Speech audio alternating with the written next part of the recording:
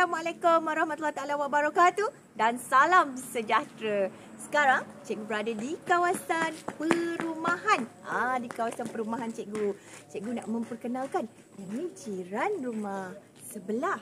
Yang tu jiran di hadapan rumah cikgu. Apa kaitan jiran-jiran ni dengan tajuk kita pada hari ini? Jom kita belajar. Mari kita pelajari sejarah tahun 6 dalam unit yang ke-10 iaitu Malaysia dan dunia. Apakah kaitan jiran tadi dengan pelajaran pada hari ini? Kaitannya, Malaysia ini juga mempunyai negara jiran. Jadi, jom kita kenali negara-negara jiran di sekitar negara kita Malaysia. Apa yang akan kamu pelajari di akhir pelajaran? Yang pertama, kamu akan dapat mengenali logo pertubuhan antarabangsa yang disertai oleh Malaysia. Yang kedua, kamu akan dapat mengenal pasti kepentingan menjalinkan hubungan dengan negara luar. Yang ketiga, kamu akan dapat memahami penglibatan Malaysia dalam ASEAN. Baiklah murid-murid, mari kita kenali terlebih dahulu logo negara-negara yang disertai oleh Malaysia. Yang pertama, kalau kamu lihat di atas sana tu berwarna merah. Ini merupakan logo ASEAN, iaitu Persatuan Negara-Negara Asia Tenggara. Yang kedua, kamu dapat lihat Commonwealth. Yang ketiga, kamu akan dapat lihat iaitu Pertubuhan Kerjasama Islam atau dikenali sebagai OIC. Dan yang keempat adalah Pertubuhan Bangsa-Bangsa Bersatu. Dalam video ini, cikgu akan fokuskan kepada ASEAN. Kamu masih ingat lagi? Apakah negara-negara ASEAN? Terdapat berapa negara ASEAN? Betul, terdapat 10 buah negara, termasuklah Malaysia. Kamu boleh lihat dalam peta ini, ini merupakan peta negara-negara ASEAN. Baiklah murid-murid, murid-murid tahu jiran serantau. Tadi kita dah lihat kan peta negara-negara ASEAN. Jadi Malaysia ini perlu mengadakan hubungan dengan negara-negara serantau seperti negara ASEAN tadi. Sebab apa? Hubungan baik dengan negara luar ini adalah demi untuk menjamin keselamatan rakyat dan negara. Selain daripada itu juga ia menggalakkan pembangunan ekonomi dan mengekalkan keamanan sejagat. Oleh itu, Malaysia, negara kita ini berusaha untuk berbaik-baik dan menjalinkan kerjasama yang erat dengan negara-negara jiran menerusi pertubuhan serantau. Mari kita lihat yang pertama iaitu ASA. Sejarah Malaysia ini, orang cakap mengadakan hubungan luar dengan negara-negara lain adalah pada tahun 1961 di mana Malaysia telah menjadi negara anggota ASA iaitu Association of Southeast Asia pada tahun 1961. Di mana kalau murid-murid lihat dalam gambar rajah ini, ASA ini telah dianggotai oleh 3 buah negara termasuk Malaysia iaitu Malaysia, Thailand dan Filipina. Untuk makluman murid-murid, ASA ini ditubuhkan pada 31 Julai 1961 yang melibatkan 3 buah negara tadi yang cikgu sebut iaitu Malaysia, Thailand dan Filipina. Tujuan dia apa? Murid-murid tahu? Iaitu untuk membendung pengaruh komunis di 3 buah negara. Seterusnya pada tahun 1963 di mana Malaysia telah menganggotai Mapilindo. Apa itu Mapilindo cikgu? MAP tu adalah Malaysia, P adalah Filipina, Indo adalah Indonesia. Iaitu Pertubuhan Mapilindo yang disertai oleh 3 buah negara ini. Apakah tujuannya? Murid-murid boleh lihat dalam gambar rajah ini di mana tujuannya adalah untuk menganjurkan rundingan bagi menyelesaikan pertelingkahan antara negara anggota. Cikgu ambil contoh semasa pembentukan Malaysia pada tahun 1963 di mana Filipina telah mengakui Sabah ini termasuk dalam wilayah Filipina. Dan manakala Indonesia pula dia tak setuju dia tak setuju pembentukan Malaysia. Sebab apa? Sebab dia mengakui bahawa kawasan Borneo itu merupakan berada di dalam wilayah Indonesia juga. Jadi berlakunya pertelingkahan di situ. Jadi apa yang negara kita buat?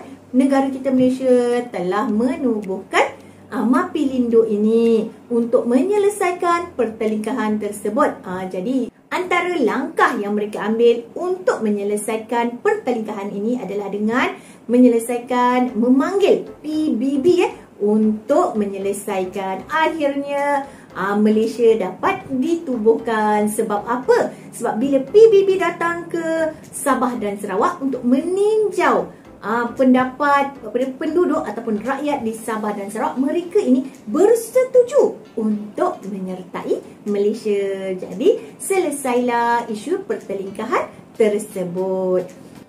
Baiklah murid-murid, tadi kita dah kenali apa itu ASAP, apa itu Mapilindu. Sekarang kita akan kenali apa itu ASEAN atau dikenali sebagai Persatuan Negara-Negara Asia Tenggara.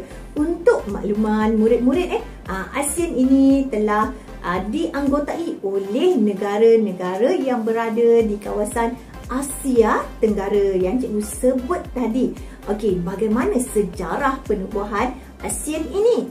Jom kita lihat satu persatu. Pada peringkat awal penubuhan ASEAN ini pada 8 Ogos 1967 terdapat 5 sahaja negara yang menganggotai ASEAN. Apakah negara-negara tersebut? Murid-murid tahu? Jom kita lihat dalam gambar rajah ini. Yang pertama adalah negara kita sendiri, iaitu Malaysia. Yang kedua, apa ni murid-murid? Singapura. Yang ketiga adalah Thailand. Yang keempat, bendera mana? Filipina. Dan yang kelima adalah Indonesia. Inilah merupakan 5 buah negara yang menyertai ASEAN pada peringkat awal penubuhan ASEAN. Seterusnya, apabila pada tahun 1984 apabila Brunei telah merdeka, negeri Brunei juga menganggotai negara ASEAN ini, iaitu pada tahun 1984. Seterusnya, ini dia lagi anggota baru negara ASEAN pada tahun yang seterusnya, pada tahun 1995, iaitu Vietnam. Pada tahun 1997, bendera negeri mana ni? Bendera negeri Laos. Negara Laos ini juga telah menyertai ASEAN. Seterusnya, dalam tahun yang sama, pada tahun 1997 juga, negara Myanmar telah menyertai ASEAN. Dan yang terakhir, pada tahun 1999, Cambodia ataupun Kemboja telah menyertai negara ASEAN ini. Inilah antara anggota baru ASEAN. Cukuplah, lengkaplah sebanyak 10 buah negara ASEAN pada tahun 1999 dan sehinggalah kini. Maka lengkaplah 10 buah negara ASEAN, iaitu murid-murid boleh lihat daripada negara kita. Yang pertama, Malaysia. Yang kedua, bendera negara mana? Laos. Yang ketiga, Singapura. Yang keempat, Brunei, Thailand, Filipina, Kemboja, Vietnam, Myanmar. Dan akhir sekali yang ke-10 adalah Indonesia. Inilah dia 10 buah negara ASEAN. Murid-murid kena kenali setiap bendera negara-negara ASEAN ini. Untuk maklumat murid-murid berdasarkan maklumat yang terkini, sebenarnya 10 negara ASEAN ini telah terdapat penambahan baru. Ini hanya untuk makluman kamu, di mana negara Timur Leste juga telah dimasukkan dalam negara ASEAN, menjadikan jumlah negara ASEAN yang terkini adalah 11 buah negara. Jom kita kenali pula makna yang terdapat pada logo ASEAN. Yang pertama, murid-murid boleh lihat warna biru tu. Apa ya maknanya? Ianya bermakna keamanan dan kestabilan. Warna kuning pula. Warna kuning membawa maksud kemakmuran. Warna putih bermaksud kesucian. Warna merah pula. Apakah maksud dia? Ya, warna merah bermaksud semangat dan dinamisme. Seterusnya, bulatan tu. Apakah maksud dia, murid-murid? Bulatan itu melambangkan kesatuan ASEAN. Seterusnya, terdapat 10 tangkai padi. Apakah maksud dia? 10 tangkai padi itu melambangkan cita-cita pelopor pembentukan ASEAN, iaitu bersatu dan bersahabat. Sekarang mari kita lihat pula matlamat penubuhan ASEAN. Murid-murid tahu? Jom kita lihat, ada 4 matlamatnya. Yang pertama iaitu menggalakkan keamanan dan kestabilan politik. Yang kedua, memberikan bantuan latihan dan penyelidikan. Yang ketiga, menggalakkan pertumbuhan ekonomi. Dan yang keempat, menjalinkan hubungan sosial dan pembangunan kebudayaan. Dalam matlamat yang pertama iaitu menggalakkan keamanan dan kestabilan politik, ASEAN ini telah mengadakan Deklarasi Kuala Lumpur pada tahun 1971 yang telah diadakan di negara kita. Apa yang telah dicapai dalam Deklarasi Kuala Lumpur ini? Ianya telah mengisytiharkan rantau Asia Tenggara ini sebagai kawasan ZOFAN, iaitu zon bebas, aman dan berkecuali. Tujuan dia apa? Tujuan dia adalah untuk mengekalkan keamanan tanpa campur tangan daripada kuasa luar. Untuk makluman murid-murid kalau kita lihat dalam gambar rajah ini adalah Perdana Menteri kita yang kedua. Jadi ZOFAN ini telah diwujudkan semasa pemerintahan Perdana Menteri kita yang kedua, iaitu Tun Abdul Razak.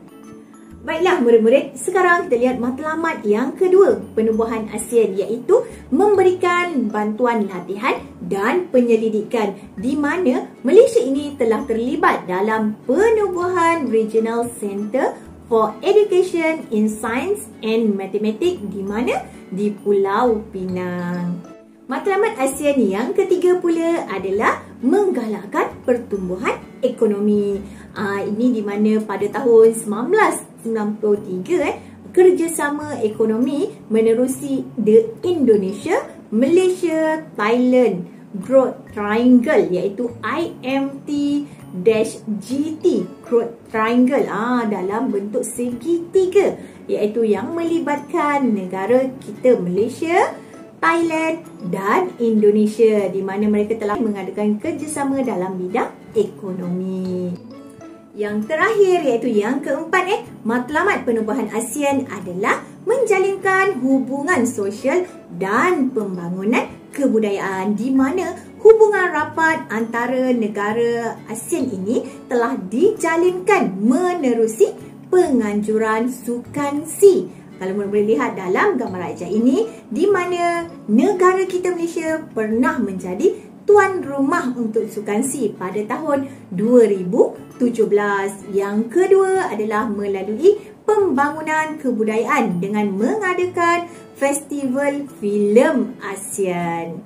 Untuk makluman murid-murid, penglibatan Malaysia ini dalam ASEAN telah mengukuhkan hubungan dengan negara jiran dalam semua bidang. Pada masa yang sama, kita ni sebagai rakyat Malaysia haruslah bersyukur dengan keamanan yang dinikmati oleh negara kita. Sampai di sini saja video kita pada kali ini. Sehingga kita berjumpa lagi dalam video yang seterusnya. Sekiranya kamu semua merasakan video cikgu ini bermanfaat buat kamu, tekanlah butang subscribe dan loncengnya sekali supaya sekiranya cikgu ada upload video-video terkini daripada channel Cikgu Yohanisa, kamu akan mendapat notifikasinya. Sudi-sudikanlah juga untuk like dan share video-video cikgu dengan rakan-rakan kamu. Sekian, wabillahi taufiq wa hidayah. Wassalamualaikum warahmatullahi wabarakatuh dan salam sejahtera. Bye-bye.